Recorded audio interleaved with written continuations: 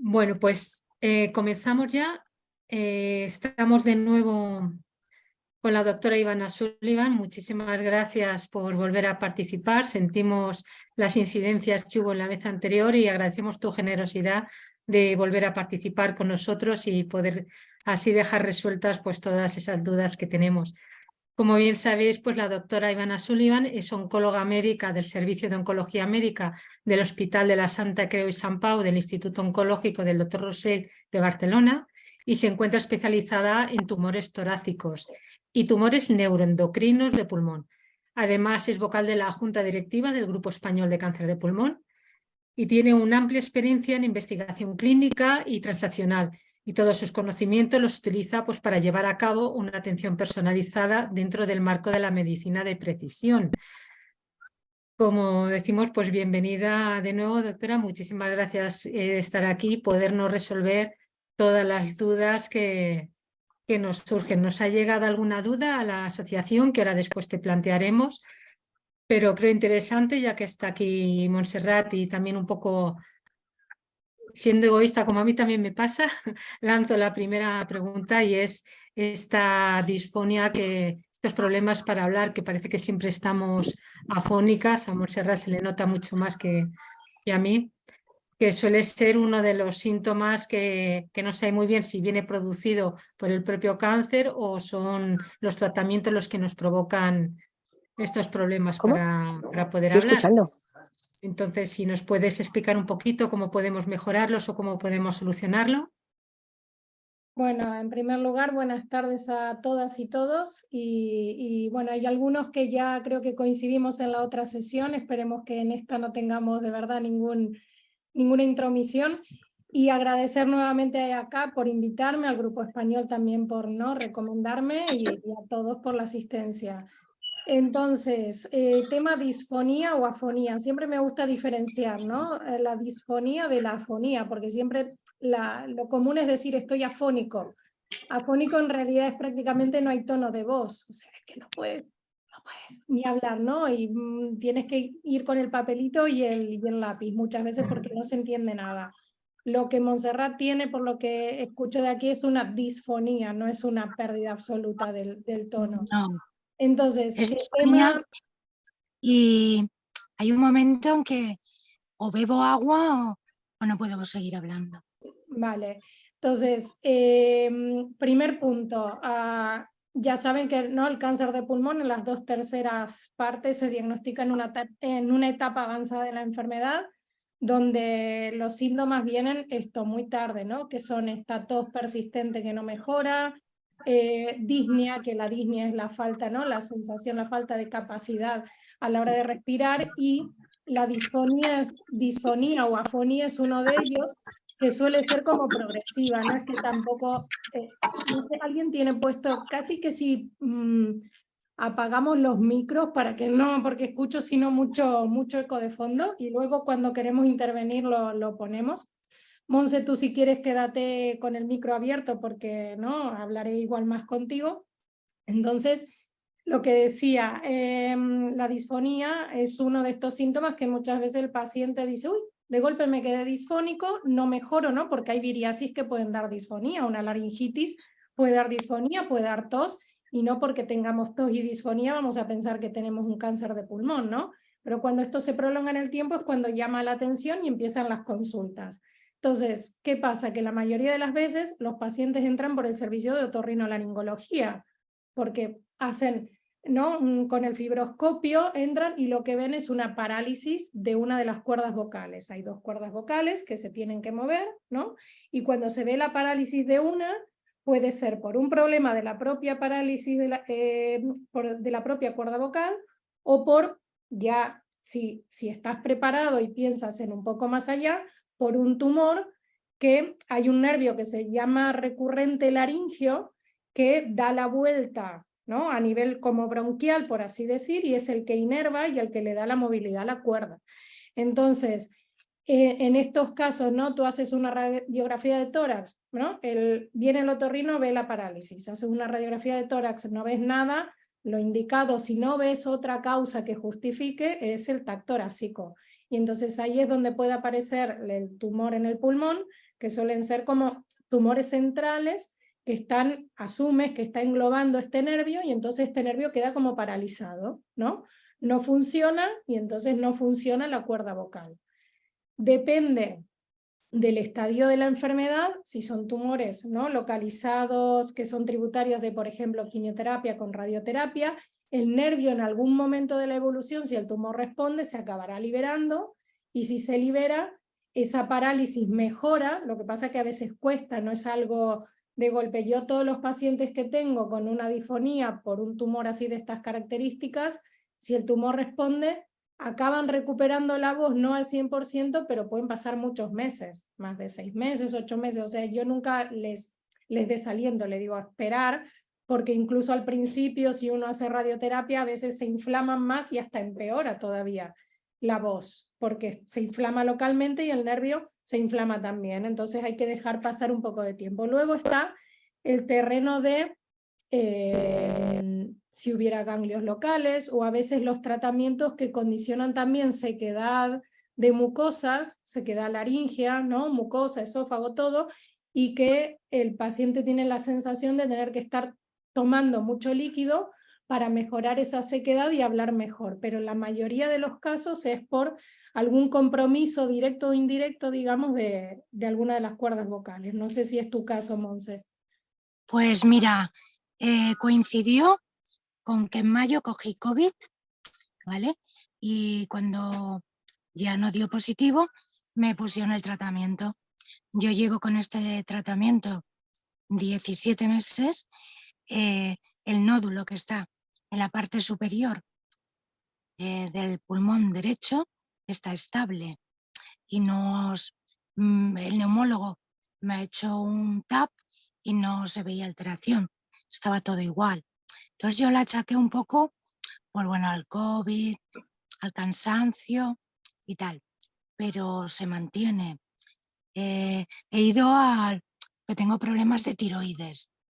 El endocrino me ha dicho que si tuviese un nódulo ahí, que se palparía por fuera. El oncólogo me ha tocado y no tengo ningún ganglio inflamado. Pero bueno, pero la voz sigue sin aparecer. ¿Te vio un otorrino? No. Claro. Me falta el otorrino. Es que Yo es por también donde se había empieza visto, normalmente.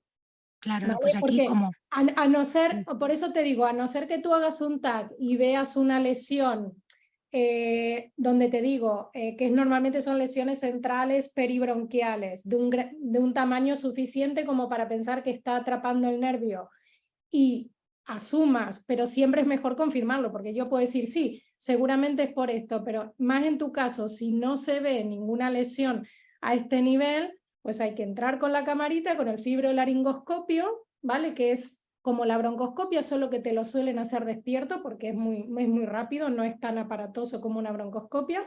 Tú estás ahí, tú te lo ponen, llegan a la cuerda, te harán decir A, E, I, o aguantar la respiración y tal para ver la movilidad. Y entonces, a lo mejor el problema es estructural de la cuerda vocal y no tiene nada que ver con todo el proceso, es otra cosa que coincidió. ¿Y tiene tratamiento? Depende. Confiemos en Primero hay sí. que diagnosticarlo, como todo, ¿no? Ya me gustaría decir, sí, podemos hacer aquí no como un algoritmo de disfonía, fibrolaringoscopio, claro, sí. Imagínate que lo que tienes es una inflamación, no sé si te han tenido que intubar por algo, que a veces también, si te tienen que intubar o incluso en las broncoscopias y tal, por algún problema técnico, puede haber un traumatismo de la cuerda vocal. Y entonces esa cuerda vocal queda como, ¿no? Hay gente que la intuban y le chafan, por así decir, una cuerda vocal, que es algo que no está previsto, pero puede ocurrir. Entonces, lo primero, Perdona, por toxicidad, otorrino. ya, pero por, ¿cómo se llama? Como toxicidad del tratamiento. ¿Qué tratamiento estás haciendo? Estoy en un ensayo con inmuno y unas pastillas que refuerzan la inmuno. Si quiero os te digo el nombre porque lo tengo aquí, espera un momento. Claro, esto te apareció después del tratamiento, ¿no? Sí, Mientras lo Coincidimos buscas, con mientras lo el buscas, COVID.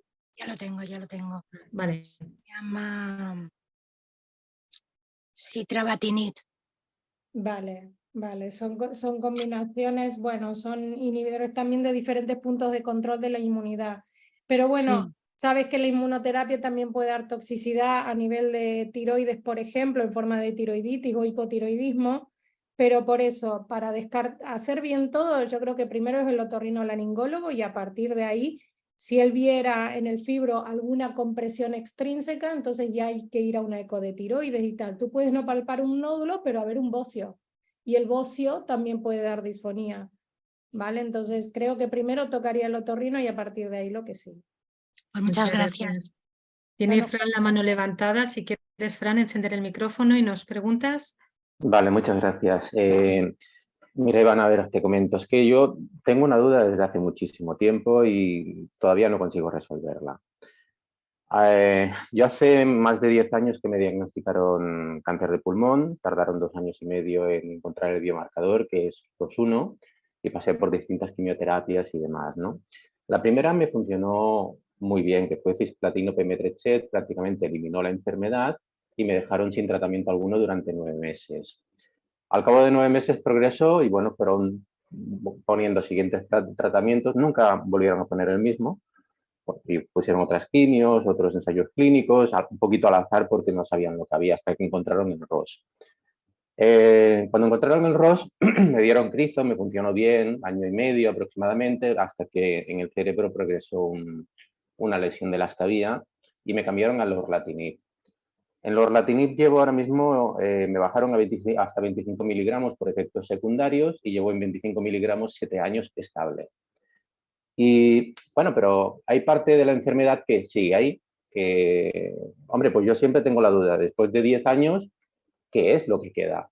¿No? O sea, lorlatinib y crizotinib redujeron mucho la enfermedad, pero hay algo más ahí, que no sabemos qué es lo que es. Y nadie intenta mirar qué es lo que queda ni cómo podríamos eliminarlo, ¿no? Yo a veces tengo la duda, hombre, si a estos 25 miligramos de lorlatinib le añadiéramos aquella quimio que me funcionó tan bien, conseguiríamos eliminar la enfermedad.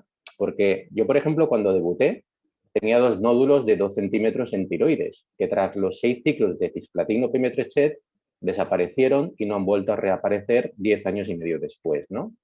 Y, hombre, tengo ganas de hacer algo más. Esta semana tuve un evento que se me ha complicado mucho, se me complicó mucho y comenté que quería cambiar, quitarme los lorlatinib por el tema de los efectos cognitivos, que son difíciles de manejar a veces, y quería pasarme a Novalén, pero me dicen, no, es que solamente admiten 2 líneas de tratamiento con Novalén. Y pues a veces pienso, digo, hombre, es que tiene que estar uno lidiando con un fármaco que va a fallar sí o sí, no tardará mucho, con 25 miligramos, con unos efectos cognitivos bueno, que ahí van dando guerra un año tras otro, tras otro, tras otro. Y, hombre, yo si no puedo cambiar a Nuvalén. No te escucho. Seguimos, Fran. Fran, Te perdemos. Y solucionar ese problema, Fran, más Fran, ¿nos crizo. oyes? Sí, sí. Es te que ha habido hemos un perdido momento que una hemos parte dejado. Pero bueno, ¿tú me escuchas? Sí. ¿No me Vale. escucháis? Sí, yo, no, pero entiendo. A ver, enfermedad ROS, creo que hablamos bastante en la charla previa, ¿no? Sobre ROS1, que es una entidad totalmente diferente y tu evolución es la típica de era pre-ROS y post-ROS, ¿no? Porque el tratamiento, sabemos que la enfermedad ROS es muy sensible a quimioterapia basada en pemetrexed, que siempre estamos acostumbrando a hablar de quimioterapia basada en platino, en este caso, en el caso de ROS, de ALK, de EGFR, preferimos decir combinaciones con pemetrexed, pero al final es con platino. Entonces, son los largos supervivientes, los ROS. Son tumores muy agradecidos desde el punto de vista molecular, que responden muy bien a esta quimioterapia, que se puede reutilizar esta quimioterapia y que luego hay diferentes inhibidores. Tú has hecho la secuencia habitual de crizotinib. Decirte que el lorlatinib, nosotros, por ejemplo, en España no tiene precio de reembolso, ¿vale? Es verdad que es más tóxico, nosotros lo podemos usar aprobado, digamos, en los pacientes con fusiones de ALK, no de ROS a día de hoy. Entonces ha habido ensayo clínico, ha habido acceso expandido también, que es cuando no la farma lo proporciona, pero es verdad que no está exento de toxicidades. ¿Cuál es el fármaco nuevo que se sumó a todo este arsenal terapéutico de ROS? Es el entrectinib, que la EMA lo ha aprobado, pero por si no están al caso, la EMS lo ha denegado y es innegociable a día de hoy, aún bajando el precio, creo, aún en la farmacia. Yo el problema que veo los anteriores es que todos tocan la vía NTRK y la vía NTRK pues lleva a mareos y lleva a problemas Exactamente, son dos cosas. Uno por el tema de NTRK, que sabemos que es un neuromodulador, ¿no? Resumiéndolo para ver, la expresión está muy a nivel del sistema nervioso central, y luego porque son fármacos de tercera, cuarta generación que atraviesan mejor la barrera hematoencefálica, por eso vemos más efectos secundarios a este nivel. Lo que sí está claro, tu caso es un ejemplo de que 25 miligramos es suficiente. Los ensayos son con 100 y también nos deja claro de que tenemos que empezar por 100 porque para eso ha habido un fase 1, un fase 2, ¿no? Y el fase 1 es el que define la dosis máxima tolerada en donde no hay toxicidades graves, pero todos conocemos el lorlatinib, las toxicidades que tiene. Las neurocognitivas son unas, y luego el tema de colesterol, que en algunos pacientes es de súper difícil control y no podemos utilizar cualquier hipolipemiante. La mayoría están contraindicados por interacción, ¿vale? Esto es otro tema también, que no todos los oncólogos están un poco al día, por así decir, de este tema, ¿no? De las interacciones. Esto depende de cada farmacia del hospital. Entonces, claro, yo no sé qué volumen de enfermedad te queda. Yo soy muy agresiva en este sentido, y mis pacientes, yo siempre que puedo irradiar aquello que queda, enviar a operar aquello que queda y tal, pues perfecto. Lo que pasa que si hay clonas, ¿no? Si hay clonas por ahí dando vuelta, porque esto ya es una enfermedad diseminada, hematógena, y tú dices, vale, le quito todo lo que veo, le irradio todo lo que le queda y le paro el tratamiento. En unos pocos meses puede ser que estés en la misma yo quizás situación, lo de irradiar de momento no lo contemplaría, pero sí me gustaría saber, hombre, si podemos hacer algún análisis, si podemos hacer una biopsia de tejido o biopsia líquida, comprobar lo que queda de esas clonas que están visibles, que son pequeñitas, pero hay unas cuantas, pues si tienen algún valor que nos pueda delatar que hay quizás una combinación con lorlatinib pudiera ir bien. Mira, ahí puedo estar hablando una hora entera, porque es lo que me encanta, todo el tema de la traslacional, de la rebiopsia y de la evolución biológica de los tumores. Tú, a ver, desde un punto de vista traslacional se pueden plantear un montón de cosas. Se puede plantear quitar toda la enfermedad que te quede si es agresiva, y no, si es poco agresiva, digo, y no supone un riesgo para ti, me lo invento, ¿eh?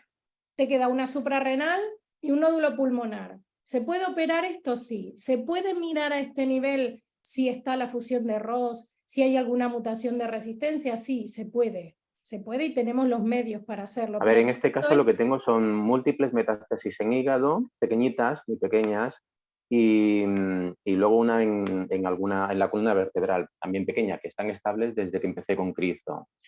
Quiero decir, pero yo sé que se están haciendo combinaciones de Lorla más Cristo, Lorla más Bimetimid, Lorla más SHP2, pero, en fin, igual podríamos visualizar primero si alguna de estas podría ir bien, ¿no?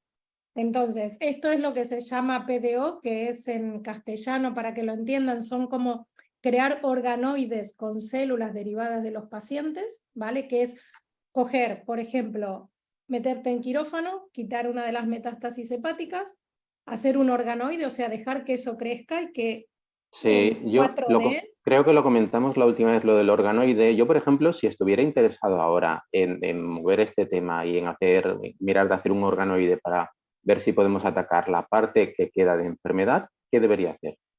Entonces, yo esto, bueno, lo haremos a través de IACAP, ¿vale? Estoy en Barcelona también, ¿eh?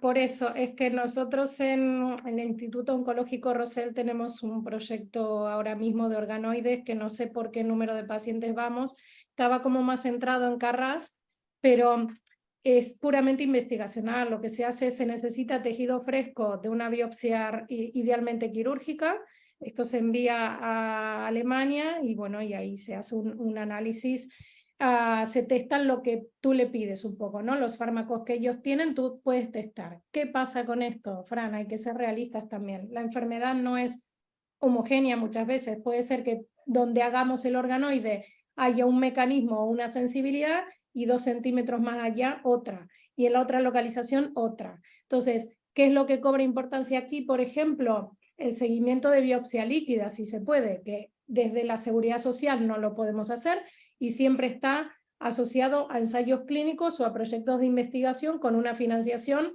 ya sea pública o privada. ¿Qué quiere decir esto? Que tú haces una biopsia líquida basal, pero luego en el seguimiento, ¿no? Cada 3-6 meses coincidiendo con las pruebas y ves si cambia algo, ¿no? Porque, por ejemplo, en ALK está más descrito el tema de las mutaciones de resistencia en el propio ALK, ¿no? Está la fusión inicial y luego la mayoría de mecanismos de resistencia son mutaciones en el propio gen, en ALK.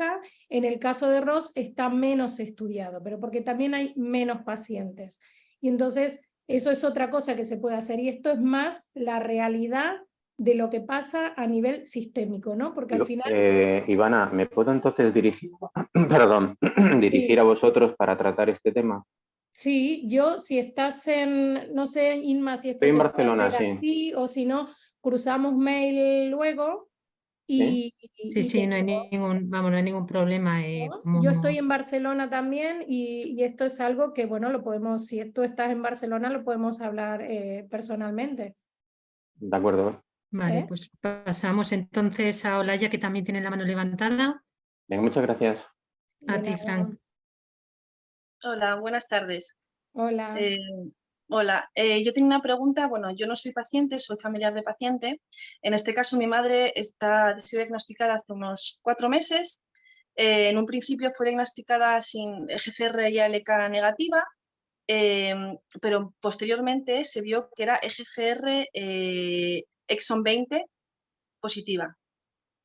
Exon 20, la inserción del exon 20. Sí, exactamente. Una inserción del exon 20. Sí, la S768-V770 DUP, creo que era. Vale, vale, o sea, sí, sí, muy bien. Algo así, me lo pido de memoria. Bueno, es que Porque... dentro de la inserción del 20, primero, ¿cómo las detectamos más por NGS? En un COBAS normal o cuando tú solo analizas el EGFR, te pierdes la gran mayoría. Entonces, para detectar, y luego dentro de las inserciones del 20 hay muchísimos tipos y algunas predisponen una respuesta mayor a unos fármacos, otras a otros, otras lo hacen más resistente. Claro, pues esa es mi pregunta. El caso de mi madre creo que es una bastante típica, creo que es por lo que hoy he podido entender, y ella actualmente está en un tratamiento. Primero le dieron inmunoterapia porque tenía un PDL1 muy alto, de 95%, y entonces antes de ver la mutación dijeron, bueno, pues monoterapia directamente. Al mes y medio vieron que la mutación, entonces cambiaron de tratamiento y se puso carboplatino con pemetrexed. Dará su segundo ciclo el próximo lunes. Entonces yo quería saber para después, porque seguramente haya progresión, no creo que ella es en estadio 4, con metástasis pleural sobre todo, con derrame pleural. Es lo que más le hizo a ella, digamos, estar peor. Y mi pregunta es para después. He estado mirando y nos han dicho amivantamab y mobocertinib. El amivantamab es bastante difícil de conseguir, por lo menos en la comunidad autónoma de Asturias, si no imposible en Asturias prácticamente, y nos ofrecen el mobocertinib. Mi pregunta sería, ¿teníamos también la posibilidad de hacer un estudio con Janssen, con amivantamab y lacertinib en el estudio oncológico Rosell, que empieza en septiembre con Janssen? Entonces mi pregunta era, ¿qué es mejor? Es decir, ¿qué es mejor, hacer mobocertinib y luego amivantamab? Si por decir, bueno, pues mobocertinib es muy fácil de conseguir y podrías hacerlo antes de ir a un ensayo clínico, o es mejor ir directamente a amivantamab. O sea, o realmente si luego tomas mobocertinib, luego no puedes entrar en amivantamab. Bueno, a ver, claro, el tema del ensayo clínico está muy protocolizado esto y hay unos criterios de inclusión y exclusión y es el número de líneas previas, ¿vale? Primer punto que quiero a PDL1 90% es súper frecuente encontrar expresiones altas de PDL1 en pacientes con tumores con drivers, llámese ROS, llámese GFR, Sí, llámese eso me lo RK, dijeron llámese también BRAF, después. ¿vale? Ujú. Entonces, en una paciente entiendo que es no fumadora o muy poco fumadora, ese No PDL1 fumadora, no fumadora. vale, muy, No, nunca. cero, Nunca. nunca. Nada, Pues investigable. entonces ahí, si haces EGFR solo LK, no fumadora PDL1 alto, lo primero que tienes que pensar es que hay un driver. Entonces lo mandatorio es la NGS, se ha hecho esta inserción. Primera línea estándar es quimio, platino pemetrexed.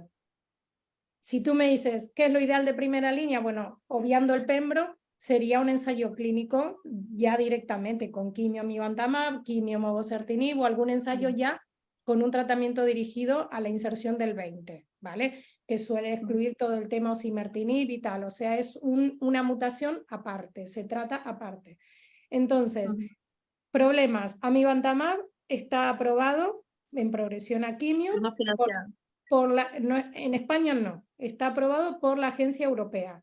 Mobocertinib la misma situación, pero mobocertinib ahora está en stand-by por la Agencia Europea porque le han pedido que al final muchos datos son de los accesos expandidos, que es cuando tú tienes, yo he incluido pacientes, por ejemplo, en el acceso expandido de mobocertinib y permitía que los pacientes previamente hayan recibido amivantamab. ¿Qué pasa? Que los resultados no son los mismos. Entonces ahora están analizando los casos que directamente tras quimio reciben mobocertinib sin haber recibido otro inhibidor de la inserción del 20 de GFR, ¿vale? Entonces, yo siempre voy, para mí lo mejor siempre es el ensayo clínico, por varios motivos. Primero, porque sabemos que tanto mobocertinib, la ventaja es que es oral, amivantamab es endovenoso, ¿vale? Y es verdad que hay una reacción infusional, que ahora hay muchos estudios en marcha también, con diferentes fármacos para controlar estas reacciones infusionales que suelen ocurrir el primer día. Por eso el primer día se reparte en 2 días. La ventaja de un ensayo clínico que tiene luego toda la parte translacional, las pruebas son como más estrictas, pero bueno, cada estudio tiene su criterio. Entonces, a lo mejor la inmunoterapia puede ser un criterio en contra, o sea, puede ser que un criterio de exclusión sea que el paciente, ¿cuántos ciclos hizo de inmuno? 1. Por uno se puede obviar, quiero decir, ¿no? Al final es buscar el mejor beneficio para el paciente. Yo es que ahora te estoy hablando desde el Instituto Oncológico Rosell, justamente, físicamente. Parece que estoy así. No lo sabía, no sabía que, la verdad es que no sabía que... Estoy en los dos sitios, estoy en San Pau y estoy en el Instituto Oncológico Rosell, y en los dos sitios tenemos estudios para inserción del 20 Yo de con quien hablé fue con Andrés Aguilar. Sí, somos del mismo equipo, ¿vale? Entonces esto es, ya te digo, hoy en día aprobado mobocertinib y amivantamab, en España no están, y el acceso expandido de mobocertinib estaba, no sé si sigue abierto, que sería la única manera de conseguirlo, porque lo otro es el uso compasivo, que el uso compasivo es que el oncólogo de tu madre pida al hospital donde se trata, a la dirección del hospital, que pague el fármaco. No, sería uso expandido, nos han dicho, expandido. Por eso, expandido es que lo pague el laboratorio, pero yo ahí no estoy segura si está abierto todavía el acceso expandido. Bueno, yo me lo comentó el oncólogo de Asturias, se llama Emilio, es Emilio Esteban, sí, de Luca, fue el que me mandó un informe hace como 15 días y yo le volví a insistir, le dije, pero ¿será mejor ir a ensayo clínico? Dice, a ver, nadie me da una respuesta clara, ¿no? Tampoco, yo quiero que alguien me diga, mira, pues a lo mejor es mejor directamente amivantamab con la certinib, ensayo clínico, y luego ya te quedará el mobocertinib para después. Yo lo que tengo miedo es que tome mobocertinib y luego le cierre las puertas para posteriores ensayos clínicos como amivantamab. Yo no creo, porque aparte hay fármacos en marcha, hay otros ensayos en marcha, ¿vale? Entonces, yo tengo experiencias con mobocertinib, es verdad que hay que controlar muy bien la toxicidad cutánea y digestiva, porque es más tóxico, por ejemplo, que los osimertinib que utilizamos en el EGFR, no inserción del 20, es bastante más tóxico, y hay que manejar, y el amivantamab no está exento de toxicidad, que puede ser también... De hecho, la cutánea del amivantamab no es inmediata y puede ser también muy severa, ¿eh? Entonces, yo por comodidad de tu madre, si tú me dices, hay una opción ahí de un acceso como mobocertinib, luego seguramente habrá opción de ensayo a la progresión de mobocertinib. Hay furmonertinib, es otro, o sea, hay como diferentes fármacos ahora, inhibidores de la inserción del 20, juntos, separados, que se están testando en diferentes fases. ¿Y tú tratas pacientes de exon 20? ¿Cómo?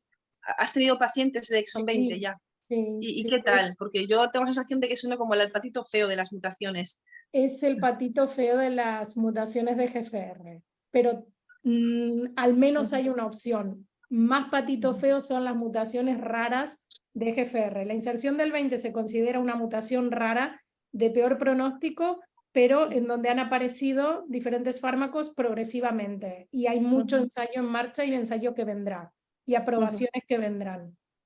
Las mutaciones raras de GFR, que son las otras más allá del 19 y el 21, estas son patito más feo porque todo lo que tenemos es retrospectivo, algún prospectivo, y vamos haciendo como podemos.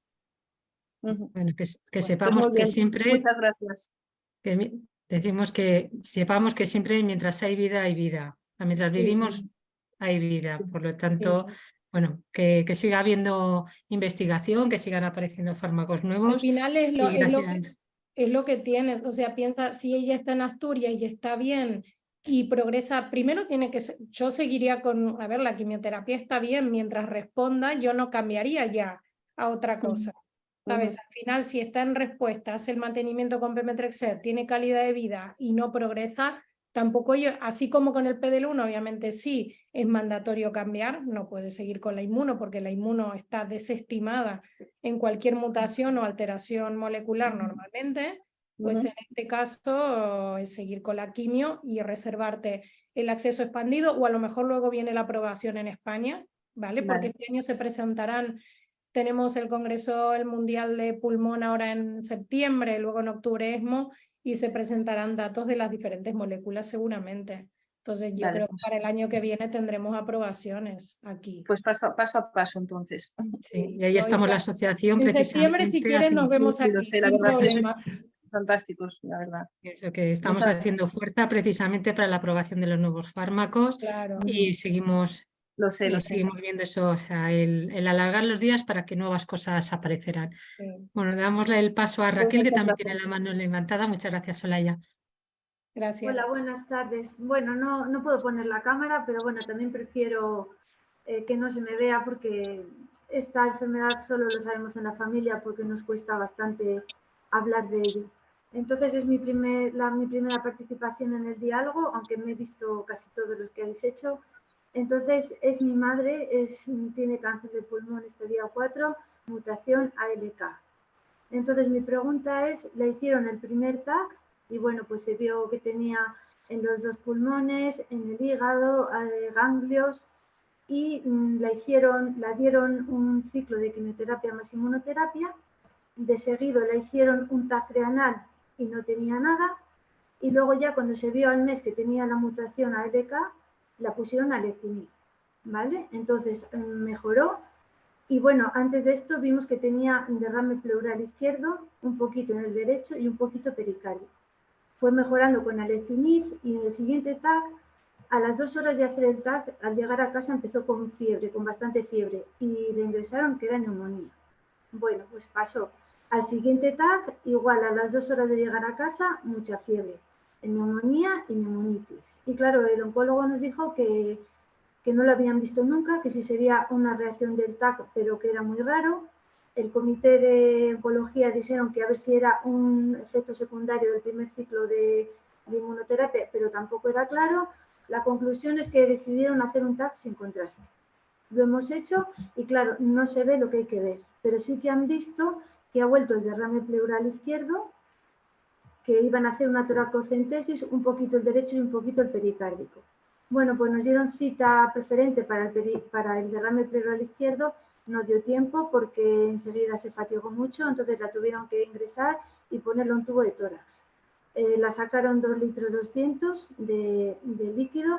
El líquido dijeron que no tenía malignidad, pero claro, el médico ahora dice que no sabe si es una progresión, que realmente 8 meses de alectinib le extraña, o que es cada cosa va por un lado. Y claro, yo ahora estoy preocupada, pues si hacemos un TAC sin contraste, ¿qué vamos a ver? Yo le insistí un poco al médico y me dijo que la resonancia no se ve lo que él quiere y más adelante, si él ve más sospechas, haría un PET-TAC. Entonces ahí andamos un poco perdidos. Vale, bueno, no se trata tampoco de coger el caso del principio, pero más o menos como lo que comentó Olaya. Entiendo, no fumadora, poco fumadora, ¿tu madre? No fumadora. Vale, lo mismo, yo nunca intentaría no empezar ningún tratamiento hasta no tener el estudio molecular que toca, que a día de hoy es idealmente una NGS, no nos podemos quedar con un EGFR, una LK, un FISH y un COVAS, digamos así, ¿no? Y ya ves, o sea, quimio inmuno y era una LK. No es un estándar, al menos de primera línea, la quimio inmuno, como tampoco lo es la inmuno sola, y luego la alectinib es lo correcto. Entonces, tema pruebas de imagen. A ver, el PET con fluorodesoxiglucosa, o sea, el PET-TAC que decimos siempre, PET-TAC con FDG, que es la manera resumida que deben ver por ahí en los informes y dirán, ¿qué quiere decir PET-TC, FDG? Los médicos escribimos los informes todos con siglas porque no acabamos nunca si no, pero bueno, es una prueba que no utiliza contraste iodado, que utiliza un derivado de la glucosa y que sirve para ver a priori metabolismo, actividad metabólica, replicación celular tumoral, y que si hay algo inflamatorio también puede captar. Y esto lo tenemos que tener en cuenta porque si nunca has hecho un PET y haces un PET, te puedes encontrar con dos problemas. Uno, que capten cosas que no sean tumor, que sea una inflamación, ¿vale? Y la neumonitis con la inmunoterapia existe. No sé cuántos ciclos llegó a hacer, me dijiste de quimio inmuno, solo uno. Uno solo, uno porque no se encontraba bien hasta que viniera lo de la mutación. Vale. Entonces, a un ciclo es muy difícil y aparte con quimio es algo menos frecuente porque como ponemos muchas veces cortisona, post quimio es menos raro y con un ciclo es poco frecuente. Y luego que si nunca has hecho un PET, veas más enfermedad de la que había al inicio o la que tú conocías al inicio. ¿Qué quiero decir con esto? Si tú haces un TAC, que es la prueba estándar y avalada por todos los ensayos clínicos. La mayoría de ensayos clínicos hoy en día solo hacemos TAC y algún protocolo te pide un PET-TAC basal, un PET-TAC a los 6 meses, bueno, depende de cada protocolo, pero es verdad que hay muchos centros, por ejemplo nosotros en San Pau hacemos mucho PET-TAC, sobre todo cuando tenemos diferentes localizaciones y cuando nos da más información el PET que el TAC, ¿vale? Al menos al inicio de la enfermedad, o si haces un TAC y tienes dudas. El problema del TAC sin contraste es que ves, o sea, es menos sensible y no te da la realidad. Entonces, lo ideal sería cambiar al PET-TAC FDG, ¿vale? Con fluorodesoxiglucosa. Eso sería lo ideal. ¿Qué pasa? Si hay un derrame pleural ahora, tú puedes tener una parte tumoral y una parte inflamatoria reactiva. Entonces, que en la cantidad de líquido depende la multiplicación celular, te puede salir un líquido negativo. Entonces, ¿qué hacemos en muchos casos? Le pedimos al cirujano que entre mediante toracoscopia, que es con una camarita, revise la pleura y resulta que ahí, cuando él revisa la pleura es cuando ve los implantes, porque a veces pueden ser implantes muy pequeñitos que estén produciendo el líquido, pero que tú no lo veas por imagen. Y muchas veces la pleura hay que talcarla, o sea, hay que vaciarla y poner un talco que se llama, que lo que provoca es una reacción inflamatoria y hace que las pleuras, que normalmente hay un espacio virtual, se queden pegadas para evitar que se acumule el líquido. Y ahí es idealmente, no está protocolizado, pero debería, si tú haces esto, el cirujano biopsia, mirar, hacer una NGS, o sea, una secuenciación masiva del DNA de estas células tumorales para mirar posibles mecanismos de resistencia y decidir el siguiente tratamiento en base a esto. ¿Qué pasa? Que esto no está protocolizado porque el de alectinib directamente, independientemente de lo que salga, pasamos al lorlatinib. Esto es el protocolo. Y ahora el lorlatinib se puede dar en primera línea, con lo cual damos el lorlatinib y el problema lo tenemos en qué damos después del lorlatinib, si no tenemos estudios que digan. En cambio, el lorlatinib se empezó aprobando tras progresión a crisotinib o a alectinib o a brigatinib, ¿no? Y luego el lorla. Entonces, cosas que se pueden hacer, un PET-TAC, ¿vale? El tema del PET-TAC es que no está en todos los centros, es mucho más caro que el TAC, pero al menos no suele, un problema que puede haber es el diabético, ¿no? Que tiene que tener niveles de glicemia controlados como para que los resultados sean más fidedignos de este PET-TAC. Pero el problema es que si nunca se ha hecho un PET-TAC, pues estar preparados a que te puede dar más información o que pueda haber más extensión de la enfermedad de la que tú veías por TAC. Este es el primer punto, ¿vale? Luego el siguiente es, si haces esa prueba, idealmente seguir con esto. ¿Qué otra cosa se puede hacer, no? Si tú me dijeras, al final siempre digo, no son como, yo te estoy dando mi opinión, ¿eh? No quiere decir, puedes ir al médico de al lado y que diga, no, yo lo doy de progresión, le cambio el lorlatinib, ni le hago una toracoscopia, ni le miro la pleura, ni le hago el talcaje, ni le miro mutaciones de resistencia y le cambio el lorlatinib. No te voy a decir que no tampoco. Yo te digo cómo deberíamos funcionar a día de hoy con todo lo que conocemos de las alteraciones moleculares y de los mecanismos de resistencia. ¿Vale? No sé en qué centro está tampoco, porque a lo mejor un PET le supone irse a otra ciudad para tener que hacerlo. Ahora Sí, el PET mira, está más extendido, ¿eh? Nosotros somos de Segovia, nos tendría que mandar a Salamanca. Y Sí que nos lo dijo, pero claro, él dijo, yo hasta que no tenga claro que se ha extendido, yo no voy a cambiar a los lorlatinib. Y luego con respecto al talcaje, sí que lo iban a hacer, pero nos dijeron que como no había dado líquido maligno, no lo iban a hacer y porque quedaba un poquito de la parte de abajo, no sé si eran 3 centímetros, que no se había expandido y que se puede volver a llenar, claro. Claro, un criterio para talcaje es que haya una reexpansión pulmonar, o sea, es vaciar toda la pleura, pero sí que es verdad que una toracoscopia, cuando un líquido pleural te sale negativo, tú puedes hacer idealmente, si sigues pensando que está en progresión y no hay una causa cardiológica, ¿no? Por ejemplo, una descompensación, una insuficiencia cardíaca descompensada, entras con una toracoscopia, miras la pleura y a lo mejor ahí tienes la causa del derrame, que es implantes pleurales que no ves por imagen y menos si el TAC es sin contraste. Puede ser que no los veas. Incluso con contraste, ¿eh?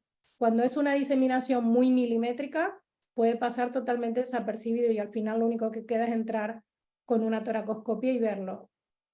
Y al menos tienes la confirmación para el cambio. La otra manera es hacerlo ciego, ¿no? Decir, vale, yo creo que igual si es progresión, le cambio el lorlatinib y veo qué pasa. Pero de la otra manera puedes hacer esto, puedes mirar a mecanismos de resistencia para decidir cuál es el mejor tratamiento. ¿Y sí que sería que a los 8 meses de alectinib ya hiciera resistencia tan pronto? Bueno, porque dentro de, no sé cómo diagnosticaron el ALK, si han hecho por secuenciación del RNA del tumor o han hecho un FISH, ¿lo sabes? Lo único que yo he visto, que me meto con la carpeta del paciente, vi que ponía pendiente NGS y sí que ponía las demás mutaciones todas negativo. Ponía EGFR negativo, ER2 negativo, pero yo no lo sé. Fue a través de un ganglio, le hicieron la muestra.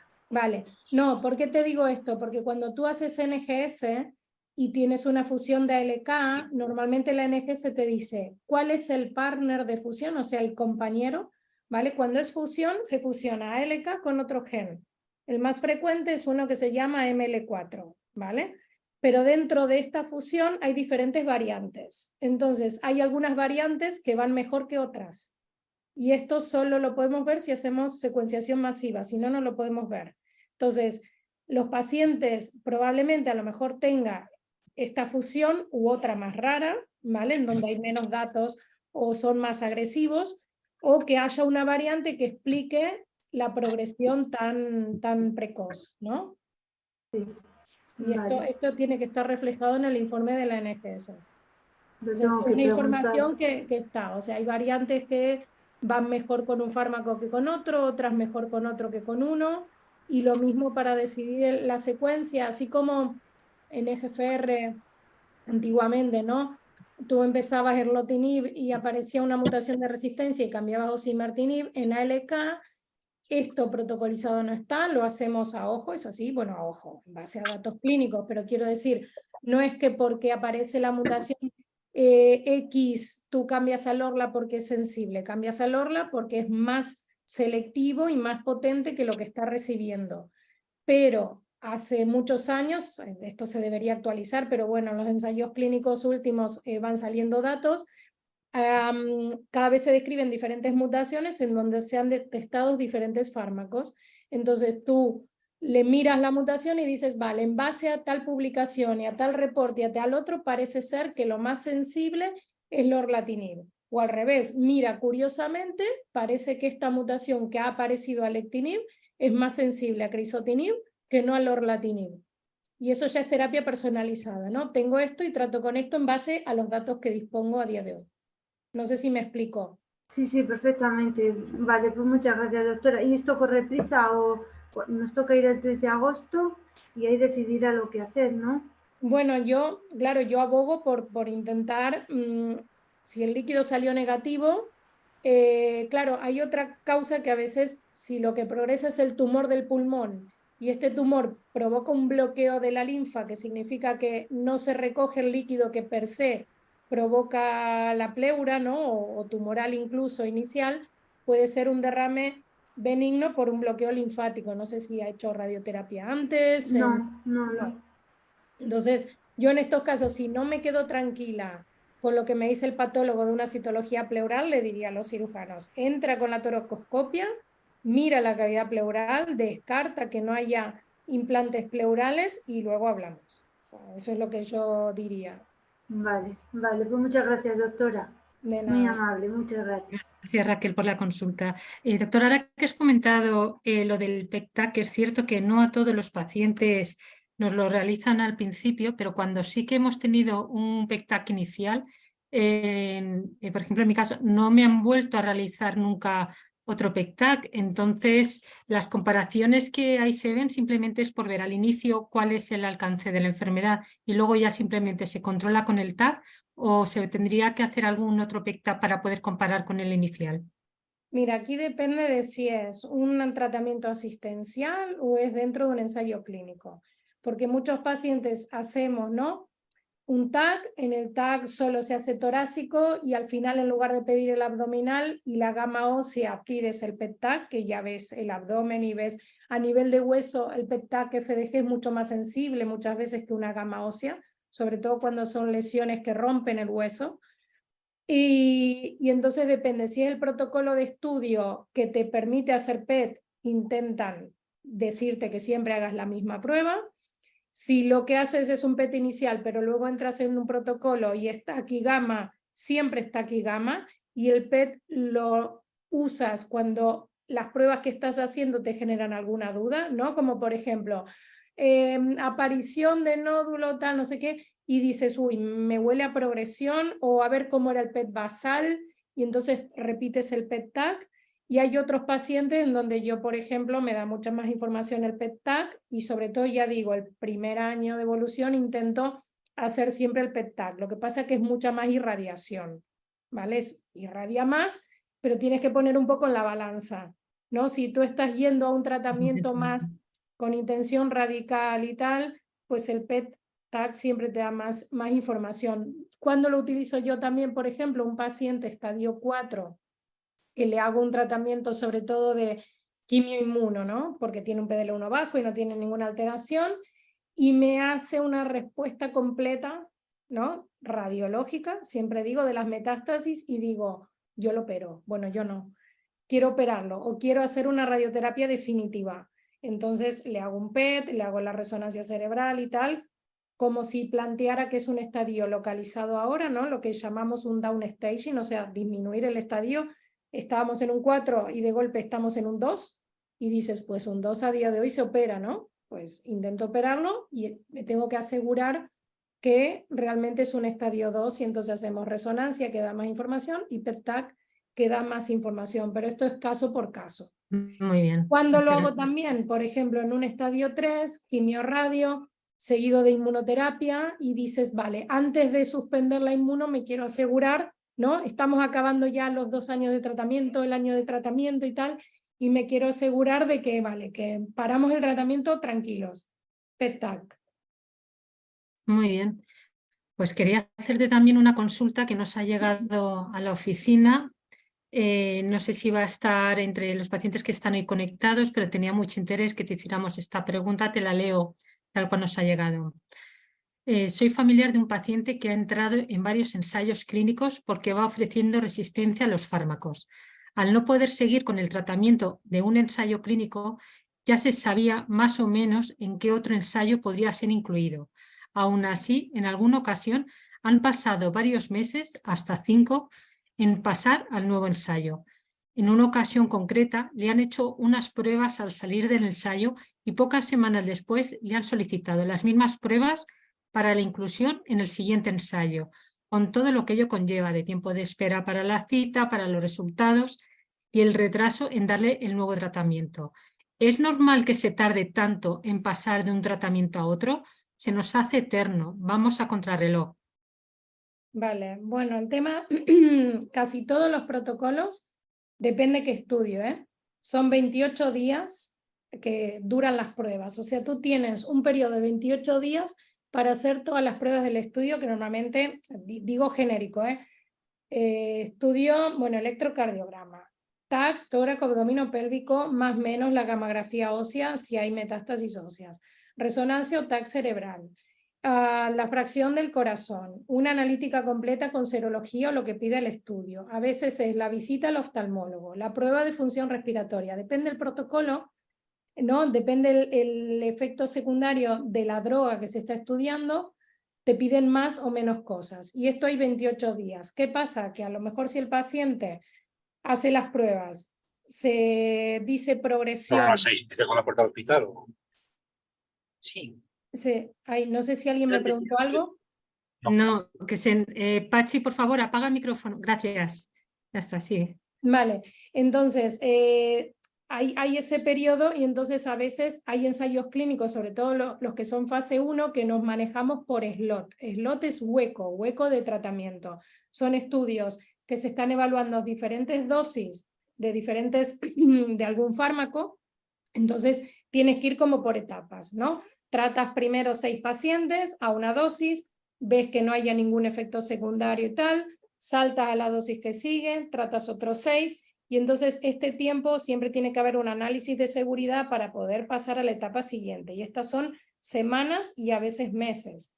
Y como son competitivos y muchos son multicéntricos internacionales y estamos muchos centros, es al más rápido. ¿No? En plan, tengo un paciente candidato, reviso los criterios. ¿Qué puede pasar? Que no cumple algún criterio. No cumple el criterio y tienes que pensar en qué otro estudio aplicaría.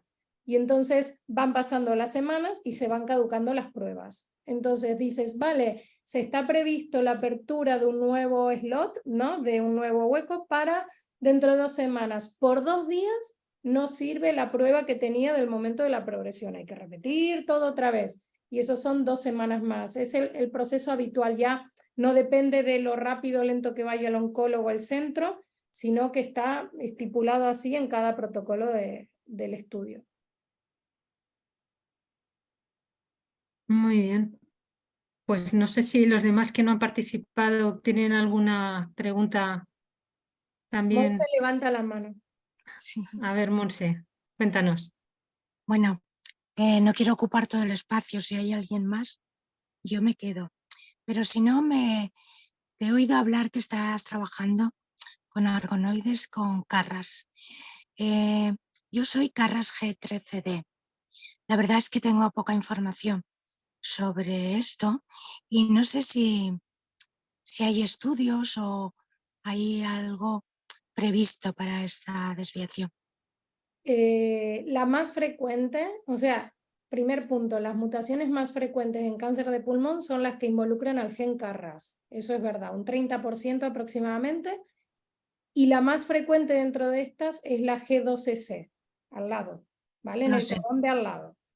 Entonces, para esto sí que hay al menos 2 fármacos que se han aprobado en Europa, aquí todavía no, en progresión a primera línea de quimio inmuno o inmunosola, ¿vale? Dependiendo del PDL1 y demás, pero en G13D y en las otras que conocemos como no G12C, hay algún fase 1 en marcha, ¿vale? Pero son fase 1 con fármacos algunos orales y tal, en donde el objetivo principal, primero, suelen ser pacientes muy pretratados, o sea que agotan los tratamientos estándares, y luego que son, como dije antes, fase 1, en donde el objetivo principal es ver cuál es la dosis máxima tolerada o las toxicidades dependientes de ese tratamiento. como objetivo secundario viene todo el tema de la eficacia.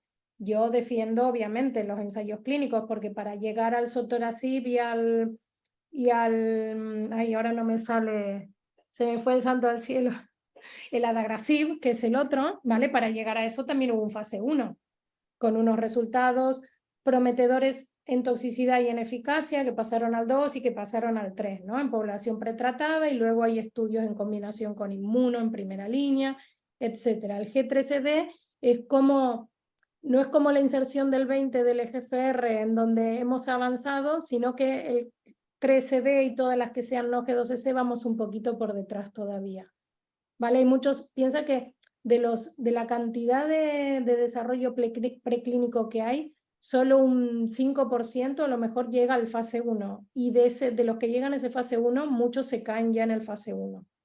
¿Vale? Entonces hay que estar atentos, ¿no? Y nosotros los médicos tenemos aplicaciones que yo en estas alteraciones así, donde van saliendo cosas, siempre miras si van saliendo estudios, y es la manera de un poco estar al día. Pero siempre digo lo mismo, si la enfermedad está bajo control con lo que estás recibiendo, agotar esa línea, ¿vale? A no ser que tú me digas, va a salir una droga que, bueno, asegura la remisión 100%, porque en ratones, bueno, asegura la curación, que esto es muy difícil decirlo, y dices, hay que cambiarlo porque es ahora o nunca, esto no lo he visto nunca, ¿vale? En este caso es agotar lo que hay y reservar. Piensa que es esto, los ensayos se van abriendo y cerrando constantemente, y a veces se cierra el fase 1, pero ya se abre el fase 2 porque el fase 1 es positivo, etc. Vale, lo comentaba porque, como te he dicho antes, yo estoy en un ensayo con inmuno y este otro tratamiento que te he dicho, pero siempre se me queda la duda porque yo soy PDL1 0. Entonces siempre estoy ahí con la mosca detrás de la oreja de que realmente yo no soy idónea para una inmuno. Pero bueno, El estoy ahí. PDL1 es 0 en la muestra que miraron, pero el PDL1 lamentablemente es un marcador muchas veces más pronóstico que predictivo, ¿vale? A veces PDL1 es muy alto, van de la mano de mucho volumen de enfermedad y no por eso van a responder mejor a la inmunoterapia, y es muy heterogéneo, puede ser que sea 0% ahí, 5% al lado, 30% al otro lado, pero claro, no lo testamos. Y siempre digo lo mismo, el día que podamos hacer como una media del PDL1 en sangre que diga, vale, la media de todas las lesiones, ¿no? Es tal, eso, por eso ahora cada vez hay también firmas genéticas que se hacen como para buscar otros factores que ayuden al PDL1. El PDL1 solo es muy inestable, no es un marcador muy homogéneo, es lo que tenemos, y es en base a lo que decidimos, ponemos inmuno solo o ponemos quimioinmuno. ¿Vale? En tu caso, siempre que el PDL1 sea por debajo del 50%, ponemos quimioinmuno, pero en Estados Unidos, con un PDL1 del 80, pueden poner quimioinmuno. Nosotros aquí no. Si es más del 50, 50 para arriba, inmuno sola. Así se ha aprobado. Con inmuno sola y tengo Estás 0. con dos inmunos. Con 2. Claro, es diferente. No sé cuánto tiempo llevas y cómo te está yendo. Eso es lo que... 7 meses. Y la enfermedad Bien. está en respuesta, te han dicho respuesta, te han dicho estabilidad. Está estable. Bueno, si a lo mejor el PDL1 fuera un poco más alto, puede ser que haya más respuesta, pero bueno, 7 meses con una enfermedad estable, al final lo que buscas es... 17. ¿Cuánto? No 7. 17. Pues es el mejor caso, el mejor ejemplo de que ya ves que el PDL1, si solo estás haciendo inmuno, es verdad que aquí lo que ayuda es que hagas doble inmuno, ¿no? Que actúes no sobre el PD1, sino también sobre otro punto de control de la inmunidad, que hay muchos. Muchas gracias. Ánimos. Gracias. Bueno, pues si no quedan más preguntas. Olaya creo que llegamos... levantó la mano. Ah, vale, Olaya, cuéntanos. Sí, es una un poco general, ¿no? Ahora que hablas del tema del PDL1, porque a mí siempre me ha quedado ahora la duda. Mi madre en su caso era un 95%, pero bueno, tenía un driver. En el caso de Montserrat, un Carras es también un driver, ¿no? Sí, no? pero es Y tiene un diferente. PDL1 de 0, o sea, Es lo que no acabo de diferente el entender. CARRAS porque los pacientes con mutaciones, bueno, no son los pacientes con mutaciones, los pacientes con tumores con mutaciones de CARRAS, el CARRAS es más inmunogénico.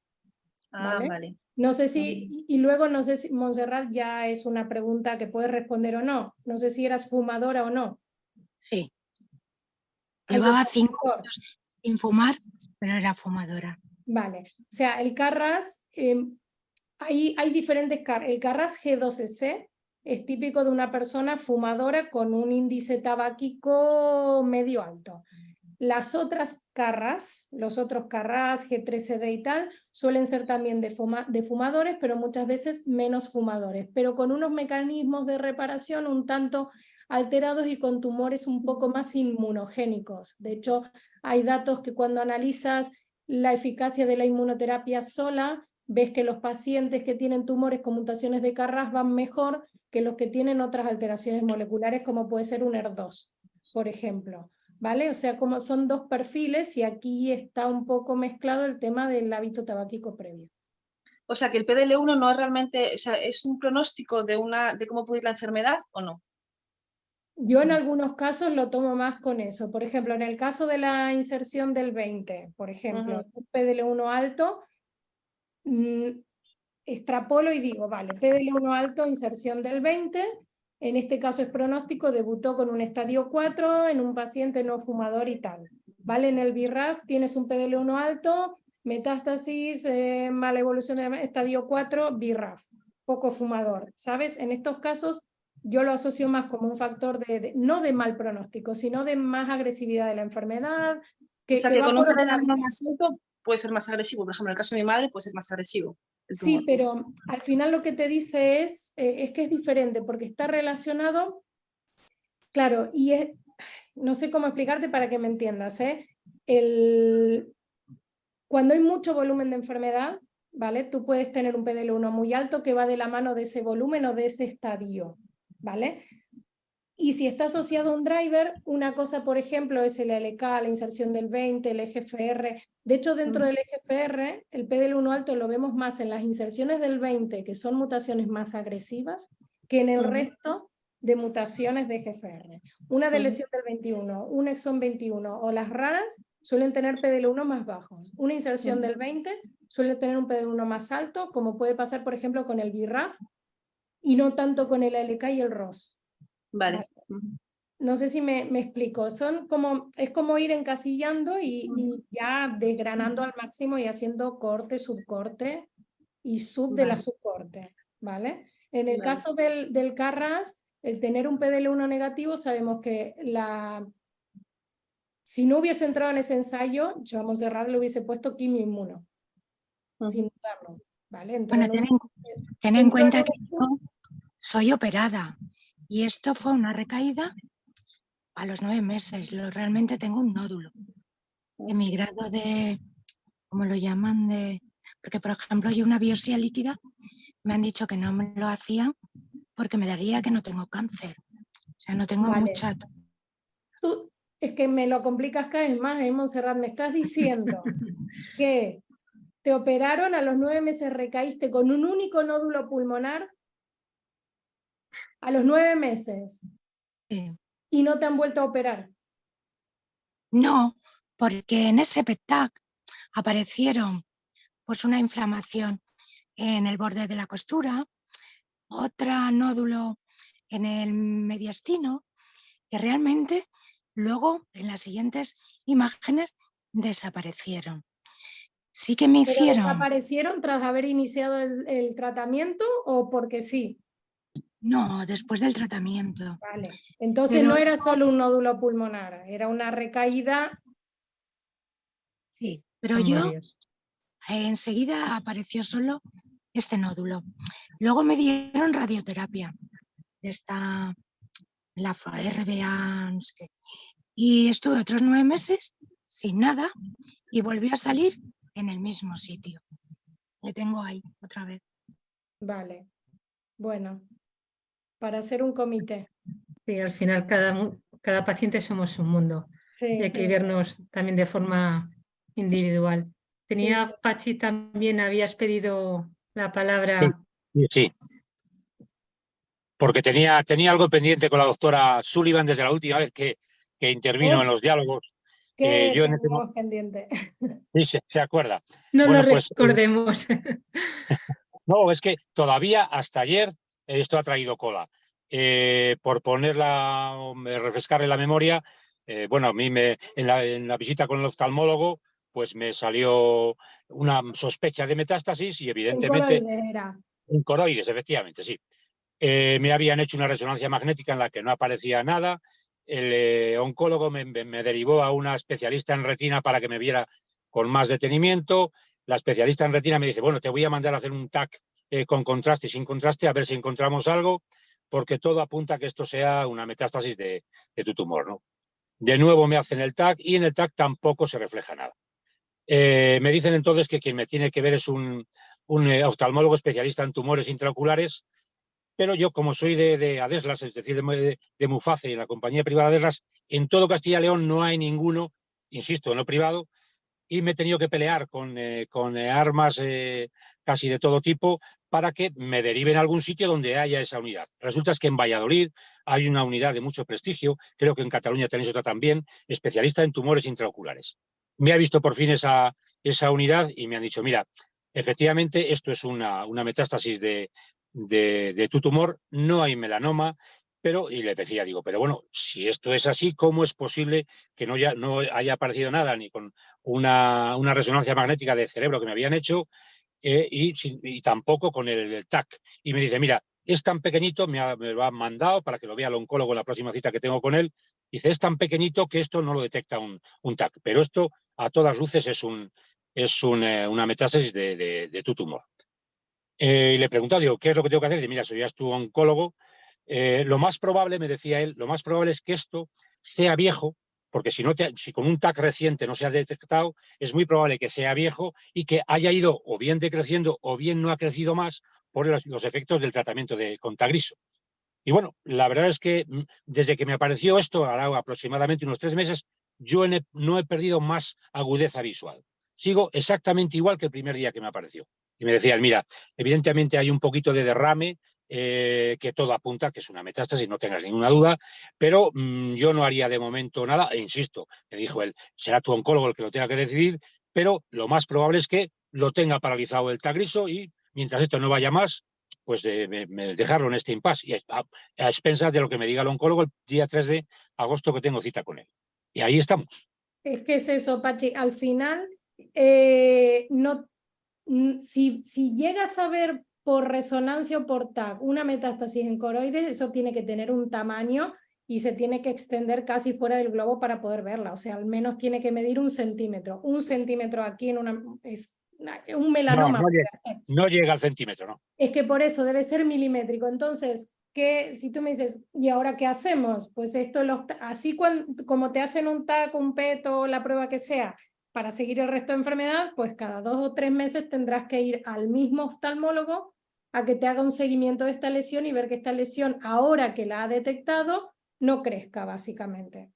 Sí, me ha mandado volver a los 3 meses. Es que es eso, o sea, nosotros las pruebas, ¿cada cuánto la pedimos? Cada 2 o 3 meses. Cuando tú no tienes una lesión que no es visible por una prueba de imagen convencional, pero sí visible por otra, como comentaba antes lo de la toracoscopia, no hacemos toracoscopia cada 3 meses, ¿eh? El caso que comenté antes es para ver y decir, vale, el líquido viene de aquí, hay implantes en la pleura. En tu caso, pues así como te piden TACs, cada 3 meses tendrás que ir a ver a este oftalmólogo, idealmente el mismo o con fotos para hacer un seguimiento estricto del tamaño de la lesión, evidentemente. Y es eso. Lo que pasa que puede ser, a ver, la oligoprogresión con Tagrisso y con todos los drivers, oligoprogresión está descrita. Oligoprogresión es cuando algunas lesiones progresan. Tú hasta ahora no habías tenido trastornos visuales, ¿no? No debutaste. No. O sea, ha aparecido ahora y a raíz de esto se diagnostica. Entonces, claro, a priori puedes pensar como primera opción que es nuevo o que estaba y está creciendo y por eso ahora te da síntomas, ¿vale?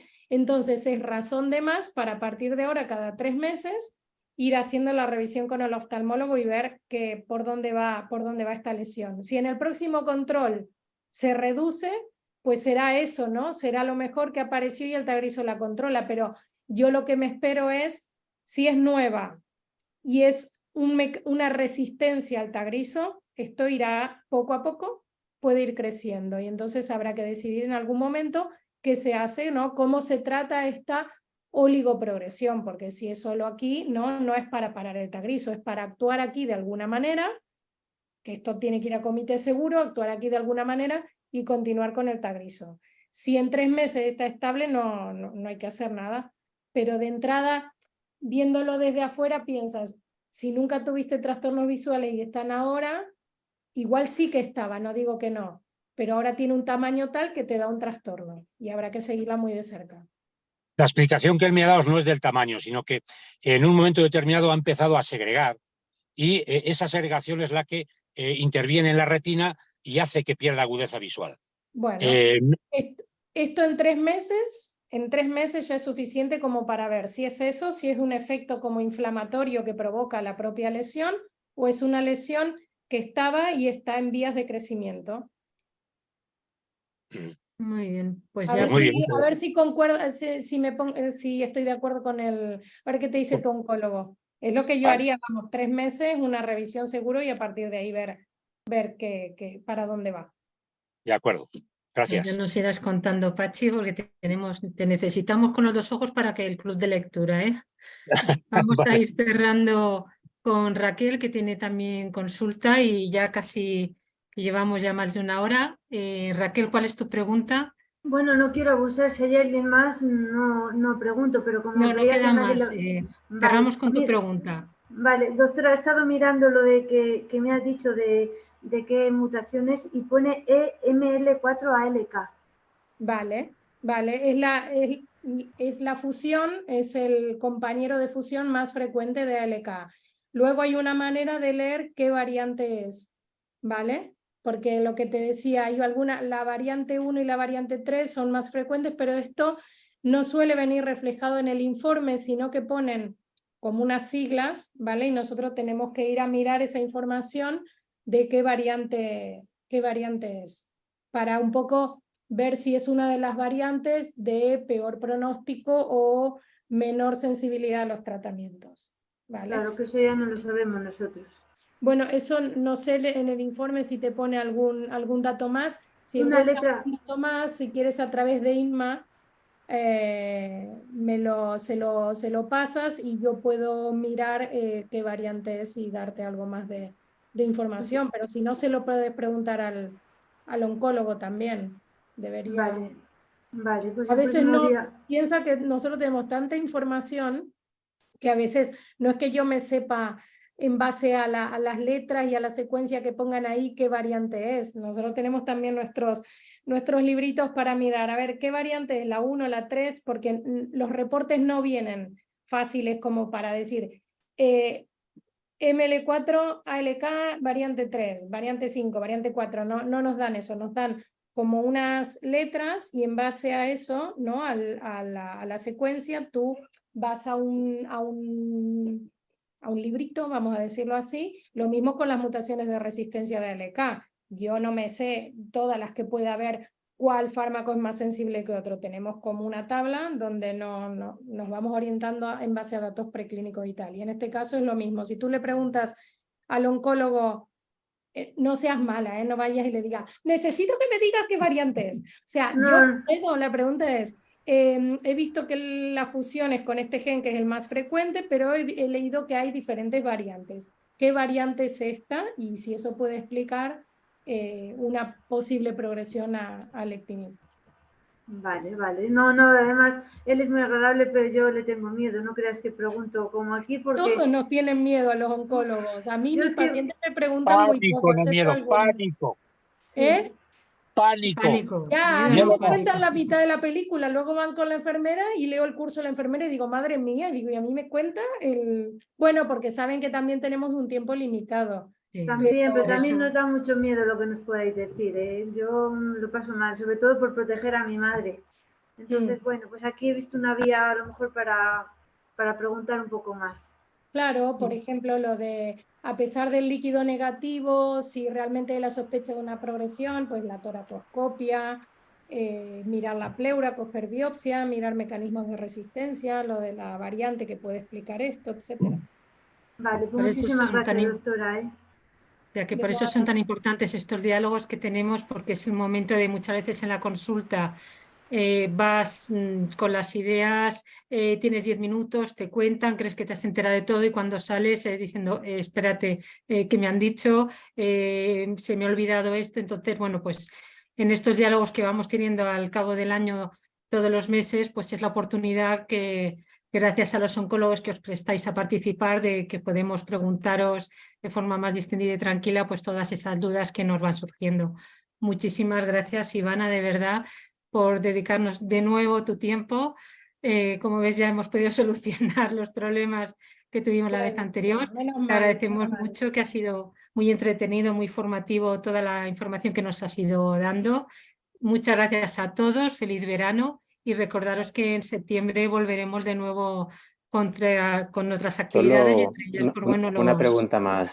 Sí, di, Fran. Una pregunta más. No sé si le ha llegado mi mail a la doctora Mira, justo, Ivana. espera que me lo tengo que apuntar. Sí. Vale, tú me dijiste que estás en Barcelona, ¿no? Sí. Sí, estoy en Barcelona, sí. Actualmente Vale. me llevan en Vallebrón. En Vallebrón. Uy, pero ahí está súper bien, Fran. Sí, pero bueno, yo tengo estas dudas y me gustaría dar un pasito más, ¿no? Yo entiendo que la seguridad social tiene sus límites y yo quiero dar un pasito más como hice cuando cambié de Cristo a Lorla, que di un pasito más y me fue bien. Ya, no, a ver, la seguridad social, lo que pasa es que hay seguridad social y seguridad social. Vallebrón es un centro puntero, lo sabes, a nivel internacional, Sí, ya no solo nacional. pero me gustaría trabajar un poquito más el tema de la enfermedad residual e intentar atacarla, porque es que tampoco no es que vaya a tener más opciones cuando los 25 miligramos de Lorla fallen. Entonces Sí. me toca espabilar un poco. Bueno, pues tú tienes, bueno, esto igual te lo pregunto, te mando un mail y te lo pregunto para ver cómo podemos Perfecto. hacer. ¿Eh? Perfecto, muchas gracias. De nada. Hasta luego. Muy bien. Pues muchas gracias a todos Bueno, y muchas como decía, gracias. pues nos vemos en septiembre. Vale. Adiós a todos. Feliz verano. Muchas gracias. Gracias. Igualmente. Y ánimos a todos con vuestras cosas. ¿eh? Muchas gracias, doctora. Gracias. Vale. Que vaya bien. Adiós.